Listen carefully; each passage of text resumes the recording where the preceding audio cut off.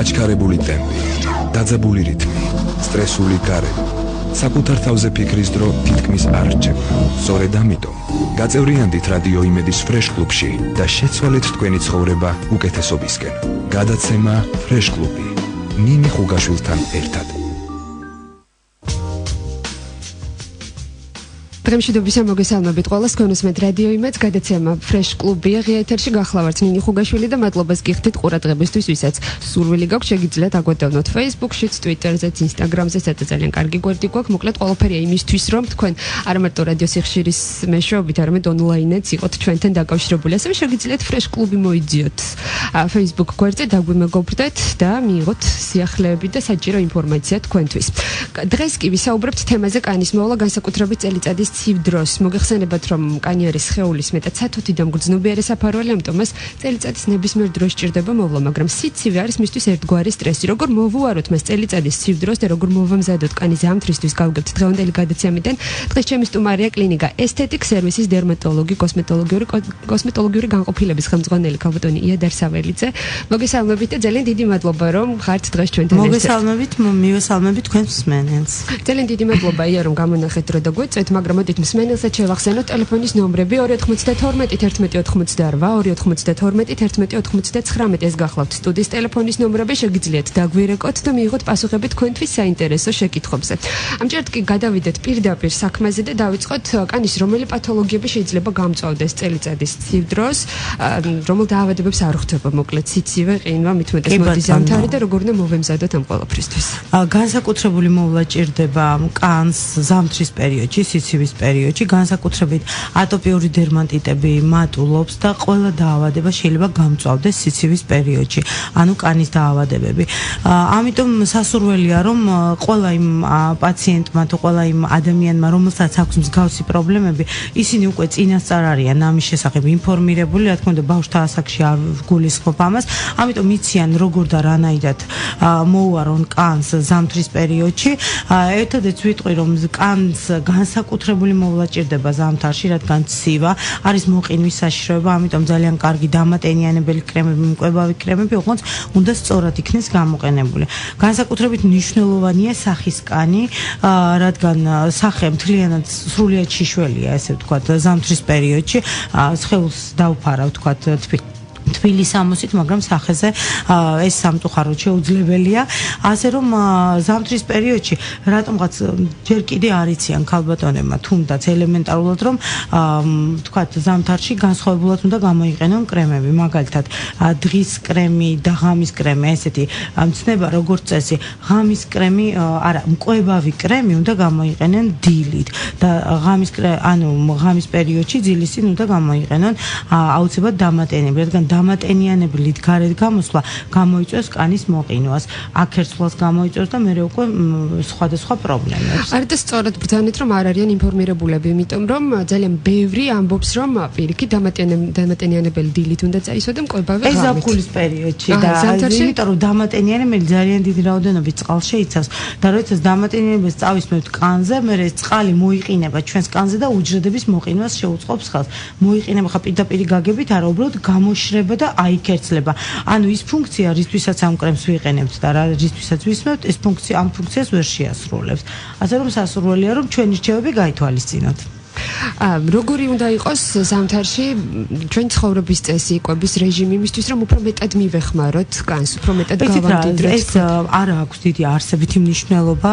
ზამთარი იქნება ეს თუ ზაფხული, ანუ წელიწადის ნებისმიერ დროს სასურველია, რომ ვიტამინებით გაჯერებული და დატვირთული საკვები მივიღოთ, კერძოდ ხილი ძალიან მნიშვნელოვანია და რაც მთავარია და რაც უპირველესი, ეს არის წყალი. ამიტომ წყლის ესეთი მაქსიმალური მიღება წლის ნებისმიერ დროს არის აუცილებელი. მაქსიმალური მიღებას ხომ არ ნიშნავს უსაზღვროდ სვამთელი დღის განმავლობაში. რამდენი შეიძლება იყოს? 2 ლიტრამდე წყალი არის აი ესეთი ძალიან კარგი ვარიანტი, რომ ყველა ადამიანმა მიიღოს. და ვინც არ სვამს წყალს, მაგრამ ამაზე არც დაფიქრებულა, ანუ არ შეუწუხებიან პრობლემას.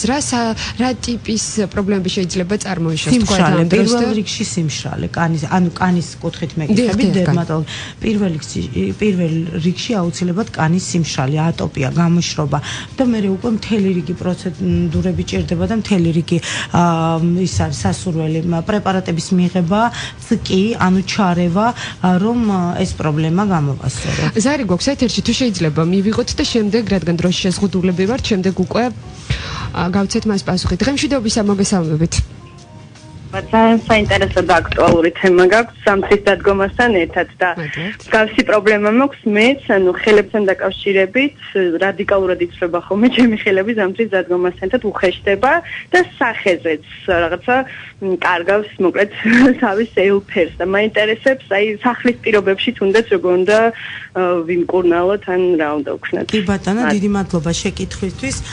მე გაგცემთ პასუხს და გეტყვით რომ ეს არის პრობლემა, ანუ თქვენ გაქვთ ალერგია სიცივეზე, შესაბამისად მშრალი კანი გაქვთ, როგორც ჩანს, ვიტამინებით არ ხართ დატვირთული, ამიტომ როგორც აღნიშნა წინა თითქოს უპასუხე უკვე ამ კითხვას, ვიტამინებით გაჯერებული პროდუქტი უნდა მიიღოთ და აუცილებლად ხელის მოვლის საშუალებები. პირველ რიგში თუ სერიოზული სიმშრალეა, ისე რომ დახეთქილის კი გაქვთ კანი, აუცილებლად დერმატოლოგს უნდა მიმართოთ, რომ დაგინიშნოთ ჯერ სამკურნალო მალამოები და მერე უკვე გადახვიდეთ დეკორატიულ, ანუ კოსმეტიკაზე, კრემებზე, საცხებლებზე, რომელიც დაგირბილებთ და მაქსიმალურად მოვლილი გექნებათ კანი. ასეთ შემთხვევაში ზამთრის პერიოდში ხელთათმანების ხმარება ძალიან მიზანშეწონილია და რასაკვირველია, ხშირი შეხება, ვისაც აქვს წყალთან, ისინიც აუცილებლად უნდა გაითვალისწინონ, რომ წყალთან ხშირი შეხების შემთხვევაში მთელი ცხიმოვანი შრე ეცლება კანის ხელის კანს და ამიტომ უნდა მოხდეს სისტემატიური მისი დადენება. როგორც ჩვენს ეს პრობლემა დიასახლისებს ყველაზე მეტად შეეხებათ ამ შემთხვევაში. მაშინ როგორღაც უნდა მოახერხოთ, რომ თქვენმა მეუღლემ ჩემო ძვირფასო დიასახლისებო გაგანებივროთ სხეულის და ამ შემთხვევაში. არა, შეიძლება საერთოდაც არ იყოს ამასთან კავშირში, მაგრამ ეს პრობლემა იმდენად დიდია ზამთრის პერიოდში, რომ მაქსიმალურად უშრებათ კანი და მე მესმის, იწყება მერე ქავილი, გამონაყარზე გადადის უკვე და ეს გამონაყარი მერე შეიძლება დახეთქილიც კი იყოს. ამიტომ აუცილებლად დერმატოლოგის ჩარევა, კონსულტაცია, მკურნალობის ჩატარება და მერე უკვე მოვლა. როდესაც იწყებ ჩვენ საინფორმაციო დრომედის უბრალოდ ჩაგეკითხებით ერთი დეტალი დავაზუსტოთ. როდესაც იწყებ თქვა დახეთქილი კანის მკურნალობას თვითნებურად და ისო მალამოს. თუ გეწვის, ამ შემთხვევაში ანებებ თავს თუ ის ნიშნავს რომ შეიძლება თქვა რაღაცა. აუცილებლად უნდა სწორად იყოს შერჩეული. წვის შეგრძნება შეიძლება ნებისმიერ მარამემ გამოიწვეს, იმიტომ რომ ნაპრალია გაჩენილი და იქ გაშიშვლებულია კანი, ესე ვთქვა და სისხლძარღვები, ნერვები ყველაფერი არის. ანუ ეს არ არის სიმპტომი, რომ ის მალამა აუცილებლად მაშინვე უნდა შეწყვეტო. არავითარ შემთხვევაში უბრალოდ უნდა ექიმის დანიშნული ვიღაცის ნათქვამით პრეპარატის მიღება და მალამოს წასმა არ არის სწორი. ნუ რადგან ორი იდენტური პრობლემა ამ შემთხვევაში არ არსებობს, სხვის ნათქვამს არ ენდოთ და აუცილებლად მიმართეთ სპეციალისტს უნდა მიმართოთ. ჩვენს ეთერში საინფორმაციო დრო დგება, სულ რამდენიმე წუთში შემოგერთდებით ისევ თემით კანის მოვლა გადაცემაში ფრეშ კლუბი. მადლობა რომ გვისმენთ. ფრეშ კლუბი ნინი ხუგაშვილთან ერთად. დღემშვიდობისა კიდევ ერთხელ მოგესალმებით ყველას. თქვენსმენთ რადიო იმედს გახლავართ ნინი ხუგაშვილი და გთავაზობთ გადაცემას ფრეშ კლუბი. დღეს ვსაუბრობთ კანის მოვლაზე, მით უფრო საგვიცივდა, ზამთარიც გვიახლოვდება, მას ჭირდება განსაკუთრებული მოვლა და განსაკუთრებული მიდგომები. ამიტომ დღეს სტუდიაში მოვიწვიეთ კლინიკა ესთეტიკ სერვისის დერმატოლოგი და კოსმეტოლოგიური განყოფილების ხელმძღვანელი იადარ საველიძე. კიდევ ერთხელ მოგესალმებით და კიდევ ერთხელ მადლობა რომ ხართ დღეს ჩვენი სტუმარი. აქ მსმენელებსაც შევახსენებ ჩვენთან საკონტაქტო ნომრებს 292 11 88 292 11 თუ გაქვთ კანთან დაკავშირებული პრობლემები, შეგიძლიათ დაგვირეკოთ, დასვეთ შეკითხვა და მიიღებთ კიდეც მასზე პასუხს. ია, თუ შეიძლება გენდერულად დავყოთ ეს პრობლემა. იყოფა ასე ალბათ, ხო?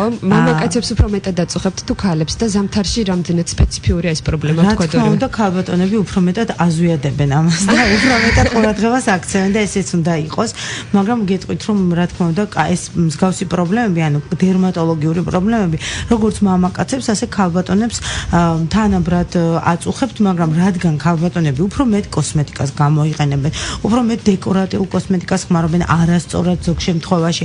ასეთ შემთხვევაში ატოპიური დერმატიტების პრობლემა უფრო მეტად შეიძლება ქალბატონებში იყოს. ესე რომ გითხრათ, სტატისტიკური მონაცემები ნამდვილად არის, მაგრამ ჩემი პირადი დაკვირვებით მე მგონი რომ ქალბატონები უფრო მეტად ზარალდებიან ხოლმე და უფრო მეტად მოგმართავენ მსგავსი პრობლემებით. როგორ უნდა მოვუაროთ კან სახლის პირობებში, ამაზე აუცილებლად ვისაუბრეთ, მაგრამ რადგან მომართვიანობა ახსენეთ, იქნებ გითხრათ, რომ თქვენ პროფესიონალები ამ თუ იმ პრობლემას როგორ უმკლავდებით, რა პროცედურების ჩატარება გიწევთ? კი ბატონო, იცით რა არის, მხოლოდ დერმატოლოგიური ჩარევა ზოგ შემთხვევაში არ არის ხოლმე საკმარისი. ამ შემთხვევაში უკვე კოსმეტოლოგიური ჩარევაცაა საჭირო. ანუ არსებობს მთელი რიგი პროცედურები, რომელიც ატოპიის შემთხვევაში, ანუ კანის სიმშრალეს, რადგან ზამთარზეა საუბარი და ამ სიმშრალეს მოყვება მე მთელი რიგი პრობლემები, რა თქმა უნდა, ქალბატონებში უკვე ნაოჭების წარმოქმნა, გამომშრალი კანის სინდრომი და ამ ტიპის ანუ ამ პრობლემის აღმოფხვრისათვის ჩვენ მოგმართავენ პაციენტები, ჯერ რა თქმა უნდა მკურნალობ და მე უკვე თავაზობთ ისეთ პროცედურებს, როგორც არის ზედაპირული პილინგი აუცილებლად ზამთრის პერიოდში, რომელიც ჩვენ კლინიკაში ტარდება, ასევე მეზოთერაპიის პროცედურები. მეზოთერაპია ეს არის მკურნალობის მეთოდი კანის, როდესაც კანქვეშ იყოს პრეპარატები, რის საშუალებითაც ხდება დატენიანება, მაქსიმალურად წვრილი ნაოჭების გადასწორება, ასევე ბიორევიტალიზაცია, ანუ პროცედურა, როდესაც ხორციელდება მაქსიმალურად გაჯერება წყლით და ჰიალურონის მჟავათი. ეს არის ნივთიერებები, რომელიც აუცილებლად რომლის გარეშე შეუძლებელია ადამიანის კანის არსებობა. ასე რომ გარდა ამისა არის ჩვენს კლინიკაში ასევე ოქროს ნიღაბი ძალიან კარგი პროცედურა, რომელიც სრულიად უმტკივნეულოა, სასიამოვნოა და ძალიან მნიშვნელოვანია იმ თვალსაზრისით, რომ მარტივად ხსნის მსგავს პრობლემებს. ასე რომ ყველაფერი ეს შეგვიძლია ჩვენთან შეუძლიათ მოგმართონ პაციენტმა. კიდე თანამედროვე პროცედურა არის ესეთი პლაზმოლიფტინგი კოსმეტოლოგიაში, რომელიც გულისხმობს საკუთარი პლაზმით, ანუ ვენიდან ვიღებთ სისხლს, ცენტრიფუგაზე ვდგავთ და ამ პლაზმითვე ხდება კანის დატენიანება, ასე ვთქვათ, კანქვეშ შეყავს ეს პლაზმა და მე უკვე აქტიურდება სისხლის მიმოქცევა და ყველაფერი ეს რა თქმა უნდა უწყობს ხელს, რომ უფრო კარგად გამოვიყუროთ. ასეთი ამდგომები პროფესიონალურ კაბინეტში. მოდით მოვისმინოთ რა შეკითხვა აქვს ჩვენს მსმენელს. დღემშვიდობისა მოგესალმებით. მოგესალმებით თქვენს თემას. ერთი ესეთი შეკითხვა მაქვს. თვალის მიდამოს დაბლა მხარეს, ორი მხარეს მქონდა ქავილი. და სიცილე გაჩნდა ეხლა. დაახლოებით 3-4 ექიმთან, კანის ექიმთან ვიყავ, ერთერთმა ვერ მომარჩინა და ასე მგონია, რომ საქართველოში კაი კანის ექიმი როგორ არ არის და სად შეიძლება ამ კლინიკაში რომ მივაკითხო ან არჩევს მეცნიერო სიცილეა და ქავილი და ეხლა უკვე სისხლის გაფართოება მოხდა. ზოგადად კარგი, ძალიან დიდი მადლობა შეკითხვისთვის. მოკლედ როგორც გავიგე შეკითხვა, კარგად არ მესმოდა, ბოდიშს ვიხდი, თვალის ქვემოთა ქუთუთოზე იყოს სიმშრალე, ქავილი, სიცითლე, მიმართე რამოდენიმე კანის ექიმს და პრობლემა ვერ მოგვარდაო. იცით რა, აუცილებლად უნდა მიმართოთ დერმატოლოგს. პირველ რიგში უნდა დაისვას სწორად დიაგნოზი. სწორად დიაგნოზის დასმის შემთხვევაში მერე უნდა მოხდეს რა თქმა უნდა სწორი მკურნალობა, ალბათ მცირე ჰორმონალური მალამოს დანიშვნაც იქნება საჭირო, ეს ზეპირად მიჭერს თუ არ ვნახე პაციენტი თქვა როგორ და რანაირად და ეს არის პრობლემა, რომელიც მოგვარებადია. ეს არის პრობლემა, რომელიც არის მოგვარებადი. და კლინიკა ესთეტიკ სერვისში მუშაობთ, ასე რომ შეგიძლიათ მოგძანდეთ და გიმკურნალებთ და ჩაგიტარებთ ყველა პროცედურას, რაც საჭირო იქნება. ძალიან დიდი მადლობა მსმენელებს იმისთვის, რომ აქტიურობენ 292 11 92 292 11 99-ზე. როდესაც ჩვენ საუბრობთ რაღაცა პრობლემებზე, მით უმეტეს არის სიცივე, რომელიც კანისთვის არის ერთგვარი და დამატებითი სტრესი. ჩვენ ქალბატონები ხშირად მივმართავთ ხოლმე, არა მარტო ქალბატონები, არამედ მამაკაცებიც ალბათ, თქვენ ალბათ გქონიათ ეს შემთხვევა, როდესაც მამაკაცები იქნება ეს ეპილაცია, ლაზერით თუ ბიოეპილაცია ხშირად იტარებენ. ისედაც რაღაცა გარკვეული ტიპის პრობლემა, რომელიც ამ პროცედურებს შეიძლება სდევდეს თან, არის რაღაცა ერთგვარი სიმშრალე. როგორ უნდა გავუმკლავდეთ მით უფრო თუ ამას ერთვის ზამთარიც? რა უნდა გავაკეთოთ? როგორ უნდა მოვუაროთ ასეთი ტიპის პროცედურების შემდეგ კანს? ანუ თქვენ ამბობთ, რომ ლაზერული ეპილაციის შემდეგ თუნდაც სიმშრალე ჩნდება კანის. მე ვეტყვით ეს ქავილს იწვევს ერთგვარად. გიპერემია, სიცითლე და მცირე ქავილი შეიძლება იყოს, მაგრამ სწორად ჩატარებული ლაზერული ეპილაციის, თუნდაც ბიოეპილაციის შემთხვევაში, სწორად ჩატარებული პროცედურის შემდეგ მსგავსი პრობლემები არ უნდა იყოს, მაგრამ თუ არის პაციენტი ჰიპერალერგიული, ანუ გამწვავებული აქვს ალერგია, წინასწარ მაგათაც ჩვენთან, როდესაც მოდიან პაციენტები, ჩვენ წინასწარ გაუცილებლად ვეკითხებით ამას და თუ არის მსგავსი პრობლემა, წინასწარ ანტიჰისტამინურ პრეპარატებს იღებს პაციენტი და მერე ვუკეთებთ პროცედურას ის, რომ ნაკლებად გამოიწვიოს მსგავსი რა, მაგრამ თუ სხვაგან გაიკეთა, სადაც არ არის მსგავსი გამოკვლევა და ესე ჩვეულებრივად დაემართა მსგავსი პრობლემები, აუცილებლად დერმატოლოგის გარეშე ვერ თვითნებურად არ უნდა იმკურნალოს, იმიტომ რომ თვითნებური მკურნალობის შემთხვევაში არასწორი მკურნალობის შემთხვევაში შეიძლება კანის დამწვრობა გამოვიწვიოთ და გავაღრმავოთ პროცესები ისეთი, რომელიც ვთქვათ, უფრო მეტად გაართულებს მდგომარეობას, ვიდრე იყო ლაზერული ეპილაციის შემდეგ. ეს რომ სწორად ჩატარებული და სწორად თვითონ წარმართული პროცესი არ უნდა იწვევდეს გავს პრობლემებს. რაც შეეხება სახის კანის გაწმენდას, კოსმეტოლოგები ხშირად გვირჩევენ, რომ ცხელი ზაფხულის პერიოდში ამას როგორღაც უნდა მოვარიდოთ თავი, ან ვეცადოთ, რომ არ გავიკეთოთ. სახეზე გატყობთ, რომ ეს ასე არ არის. ცხელი ზაფხული რომ ახსენეთ რაღაცნაირად, ახლა იმ დღეს მოვისმინე ესეთ რაღაცა, რომ ცივი ზამთრის პერიოდშიც არ შეიძლება. ხო, ეს არ მსმენია, მაგრამ კოსმეტოლოგი შემთხვევით პირადად უთქვამს, რომ სიცხეა და იქნებ როგორ მოვერიდო ამ პროცედურას. როდესაც კანის ტიპები, ხომ იცით, რამოდენიმე სახის არსებობს. განსხვავებული მოვლა ჭირდება ცხიმიან კანს, განსხვავებული მშრალ კანს. ცხიმიანი კანის შემთხვევაში აუცილებელია ცხიმის განეიტრალება და ჭარბი ცხიმის მოცილება თავის ჭუჭხთან ერთად და მკვდარ ეპიდერმისთან ერთად, ხოლო მშრალი კანის შემთხვევაში აუცილებელია აქერცლილი მკვდარი ეპიდერმისის მოცილება და მე მაქსიმალური დატენიანება ამ კანის, რომ ეს პრობლემა როგორც იქნა გადავლახოთ და როგორც იქნება განმეორებით აღარ დაგვჭირდეს, თქვათ, უფრო მეტი ღრმა ჩარევა. ეხლა რაც შეეხება სახის გაწმენდას ზაფხულის პერიოდში, ეს არის ძალიან არასწორი, ვინც ამბობს, რომ არ შეიძლება სახის გაწმენდა.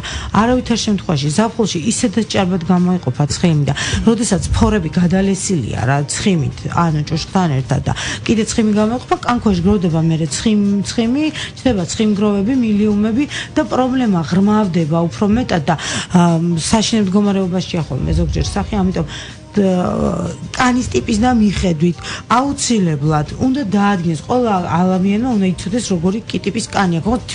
თვითნებურად კი არა, პროფესიონალის მიერ უნდა იყოს შერჩეული. თუ არის ცხიმიანი კანი, თუნდაც 3 თვეში ერთხელ უნდა გავიწმინდოთ სახე. თუ საჭიროება მოითხოვს თვეში ერთხელ. მშრალი კანის შემთხვევაში წელიწადში 2-ჯერაც საკმარისია და არის ხოლმე შემთხვევები, ხა ის რაღაცას თუ შეიძლება კოსმეტოლოგები ამიჯანყდნენ, მაგრამ წელიწადში ერთხელაც კია საკმარისი, თუ ძალიან მშრალია კანი, მაგრამ ამ შემთხვევაში გაწმენდაზე მაქსაუბარ. გაწმენდის გარდა უამრავი პროცედურა არსებობს, რისიც უნდა თქვა შევეშველოთ ჩვენ, რომ ეს სიმშრალე რას იწვევს, ნაოჭებს იწვევს, ძალიან ადრეულ ასაკში იწვევს ნაოჭებს.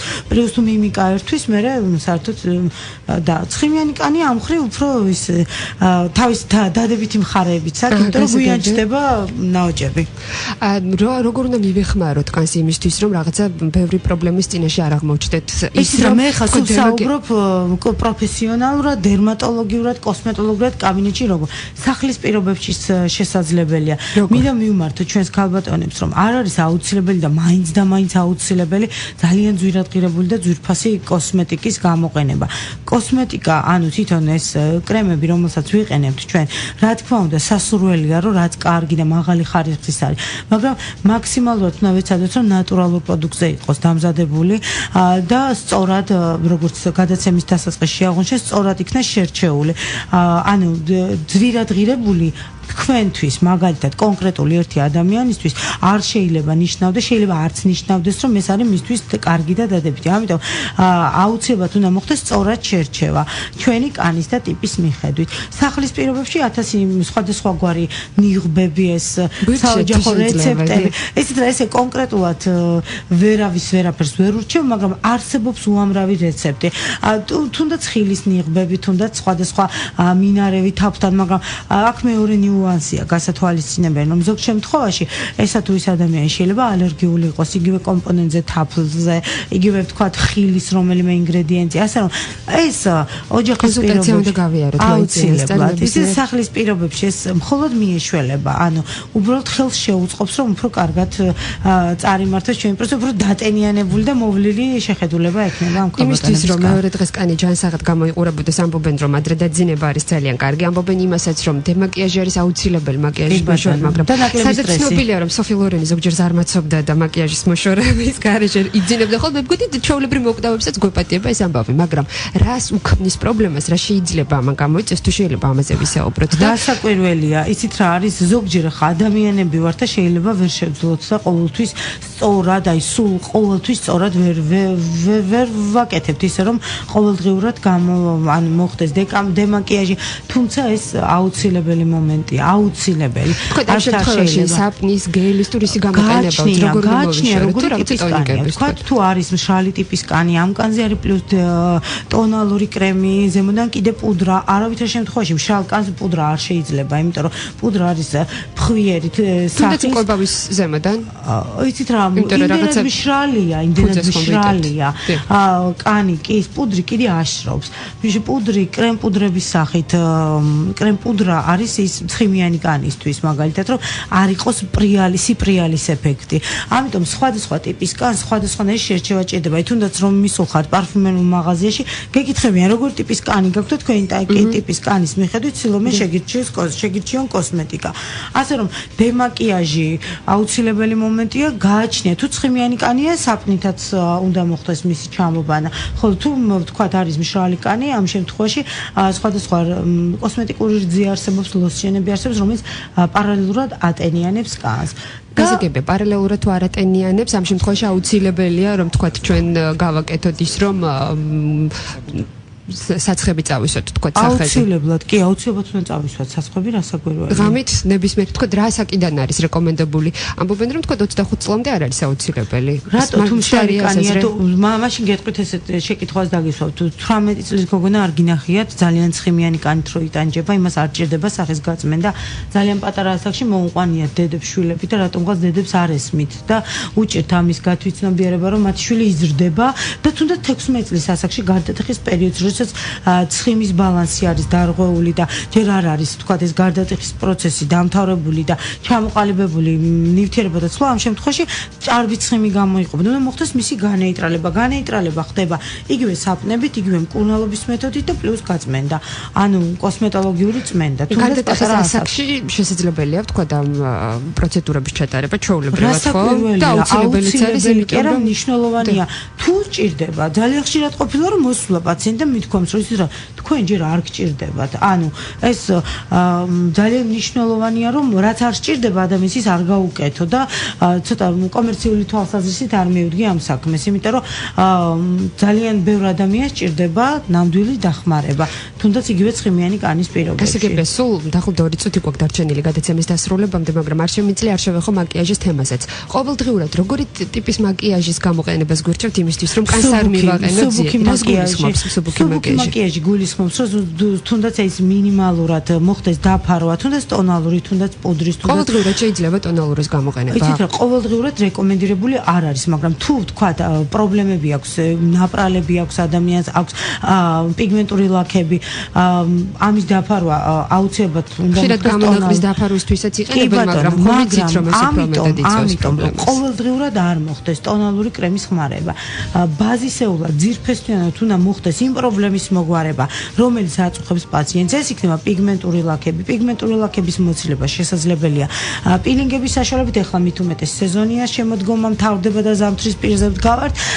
ანუ პილინგების საშუალებით უნდა მოხდეს ერთფეროვანი რო გახდეს კანი, ასევე სხვადასხვა ფორები გამონაყრის შემთხვევაში აუცილებლად უნდა მოხდეს ჯერ მკურნალობა, სწორად ჩატარებული მკურნალობა და გარწმუნებთ რომ სწორად წარმართული მკურნალობა დერმატოლოგის რჩევების შემდეგ აუცილებლად დაგიდგებათ ის მომენტი, რომ აღარ დაგჭირდებათ ყოველდღე ტონალურის გამოყენება და თქვათ რაღაც სადღესასწაულო მაკიაჟის შემთხვევაში ან იშვიათად გამოიყენებთ მას. ამიტომ საჭიროა რომ კოსმეტოლოგთან მოხდეს თქვენი ვიზიტი და რეზიუმეს სახით ვიტყვი, რომ ქალბატონები წეღან ახსენეთ სოფი ლორენი თვითონ დაჯილდოვებული იყო ღმერთისგან ესეთი სილამაზით, მაგრამ რა თქმა უნდა, სწორად მოვლაც ძალიან მნიშვნელოვანია ჩვენ სილამაზეს და ჩვენ ახალგაზრდობას უფრო გახანგრძლივებს, ასე რომ პროცედურები, რომელიც თანამედროვე კოსმეტოლოგიაში არსებობს და ჩვენ კლინიკაში დაალერგილია, აუცილებლად უნდა მინიმალურად თუნდაც თვეში ერთხელ მაინც შეძლოს ჩვენთან ქალბატონმა თუ მამაკაცმა მოსვლა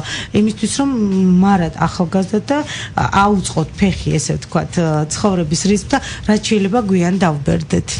ძალიან დიდი მადლობა იადარ საველიძე, ესთეტიკ სერვისის კოსმეტოლოგიური განყოფილების ხელმძღვანელი დერმატოლოგი და კოსმეტოლოგი. უღრმესი მადლობა რომ იყავით ესეთი აქტიური რესპონდენტი. წარმატებებს გისურვებთ როგორც თქვენი საქმიანობაში, ასევე ჩვენს მსმენელებსაც ჯანმრთელობას და სილამაზეს უსურვებთ, იმიტომ რომ ჩვენ ყველამ კარგად ვიცით რომ თუ კი რაიმე პრობლემა ისახება გარეგნულად, ეს მოდის შინაგანი პრობლემებიდან. ამიტომ უმჯობესია კომპლექსურად მივუდგეთ ამ თემას. ფრჩხილები და თმის თემა გამოგრჩა სამწუხაროდ დღევანდელი გადაცემდა, რომელსაც აუცილებლად მივუბრუნდებით და მოგაწვდით კიდეც რჩევებს. უღრმესი მადლობა ყურადღებისთვის და მომავალ შეხვედრამდე საუკეთესო სურვილებით, გემშვიდობებით. დაგვიმეგობრდით Facebook-ზე არ დაგავეწყდით. ფრეშ კლუბი ნინი ხუგაშვილთან ერთად.